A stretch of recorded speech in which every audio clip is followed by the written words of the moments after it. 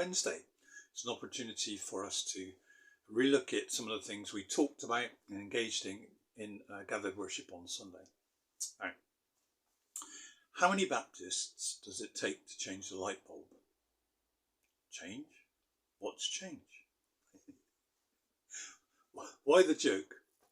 Well, we were engaging with a kind of difficult parable, really, from Luke chapter 16. One of the more difficult parables of Jesus. It's difficult to get your head round what he's actually on about, what he's actually saying and wants us to pick up from the parable. It's the one of the shrewd manager, where the manager is going to get the sack, and he's commended by his master for his dodgy dealing, to kind of feather his own nest for the future, as it were. And we thought, well, is Jesus really commending and condoning dodgy dealing in business?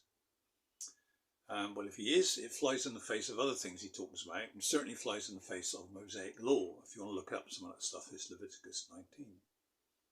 We also looked at this bit where he talks about spending earthly wealth to secure eternal dwellings.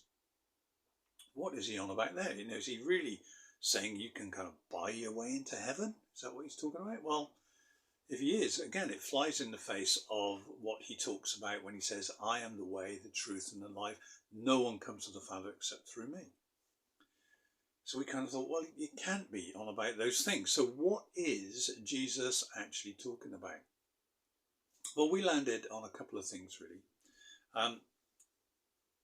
One was thinking about what the manager is actually commended for, and that is it's being adaptable and alert and kind of quick-witted and light on his feet in the face of change.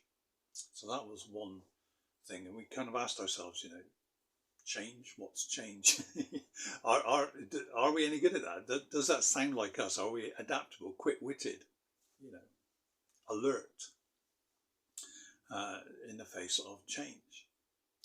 The other thing we thought about was this idea of investing in something now with an eye to that which is to come, and not missing the opportunity to do that. At the end of the passage, there's this thing about Lazarus and the rich man, and in life there's one set of circumstances, and in death those circumstances are reversed. And it's a parable about missed opportunities. And we were thinking about, we don't want to miss the opportunity to invest in that which is to come. We thought about this idea of investing in the blessing. Why do we land on those two things about adaptability and alertness to change, and investing in the blessing and not missing those opportunities? Well, we were thinking about how we have been stirred over recent months. We used the phrase about something is bubbling, something is stirring, God is stirring us. And we were thinking about how what he might be doing is laying on us a sense of future. Stirring us, making us alert to that which is to come. And we were thinking about how we might need to actually do something now that resources that sense of future that he wants to lead us into. Because when we're talking about a sense of future or a blessing that is to come, it's very easy to do that thing where you kind of sit down, like waiting for the bus to come. You go to the bus stop, you sit down, and you kind of look up the road. Well, it'll be here in a minute. any time now the blessing is coming. But Jesus isn't talking about inactivity. He's talking about doing something now that will resource and lead us into that which is to come. See, if we want a deeper experience and vision of our God, then what are we doing now to resource that? How's our Bible study going? Are we engaging in stuff that stretches our minds? Do we seek him in prayer? Do we wait on him in prayer more often than we used to? What are we doing? How are we investing on that which we long to see coming? And what about engaging in his mission and ministering in the power of the Spirit? How are we resourcing ourselves now? What are we doing?